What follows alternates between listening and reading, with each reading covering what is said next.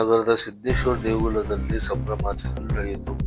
ಯತ್ನಾಳ್ ಬೆಂಬಲಿಗರು, ಅಭಿಮಾನಿಗಳು ವಿಜಯೋತ್ಸವದ ಭಾಗಿಯಾಗಿ ಕೈಯಲ್ಲಿ ಕೇಸರಿ ಬಾವುಟ, ಯತ್ನಾಳ್ ಭಾವಚಿತ್ರ ಹಿಡಿದು ವಿಜಯೋತ್ಸವ ಆಚರಿಸಿದರು. ವಕ್ಫ್ ಕಾಯ್ದೆ ತಿದ್ದುಪಡಿಗೆ ಅನುಮೋದನೆ ಹಿನ್ನೆಲೆ ಸಂಭ್ರಮಾಚರಣೆ ಮಾಡಿ ಮೋದಿ ನಿರ್ಧಾರ ಕುರಿತು ಮೆಚ್ಚುಗೆ ವ್ಯಕ್ತಪಡಿಸಿದರು. ಈ ರೀತಿ ಸಮಸ್ಯೆ ಕರ್ನಾಟಕದಲ್ಲಿ ಈ ರೀತಿ ಜನ ಹುಚ್ಚಾಗಿಟ್ಟಿದ್ದಾರೆ, ಆತ್ಮಹತ್ಯೆ ಮಾಡುವಂತ ಪರಿಸ್ಥಿತಿ ನಿರ್ಮಾಣವಾಗಿದೆ ಅಂತ ಅವರಲ್ಲಿ ವಿನಂತಿಸಿಕೊಂಡಾಗ ಜಗನ್ಮೋಹನ್ ಸರ್ಕಾರ ವಹಿಸ್ತಾರೆ. ಮುಂದೆ ಇವತ್ತಿನ ದಿನ ಬಸವಣ್ಣ ಪಾಟೀಲ್ ಮಾಡಿದ ಕರ್ನಾಟಕದ ಒಂದು ಹೋರಾಟದ ಪರಿಣಾಮ, ಜನಜಾಗೃತಿಯ ಒಂದು ಅಭಿಯಾನದ ಪರಿಣಾಮ, ಮೋದಿಜಿ ಅವರು, ಅಮಿತ್ ಶಾ ಅವರು ಎಲ್ಲರೂ ಸಹ ಈ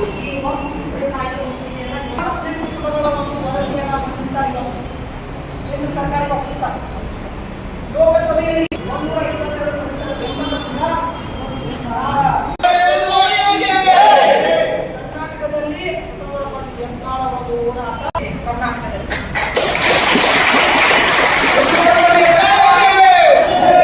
ಇವತ್ತು ನಾವು ಇಡೀ ಕರ್ನಾಟಕದ ಜನತೆ, ಹಿಂದೂಗಳು, ಜೈನರು, ಬೌದ್ಧರು, ಸಿಖ್ಖರು ಎಲ್ಲ ಸಮುದಾಯದ ಜನ ಇವತ್ತು ಕೇಂದ್ರ ಸರ್ಕಾರಕ್ಕೆ ಧನ್ಯವಾದಗಳನ್ನು ತಿಳಿಸ್ತೀವಿ.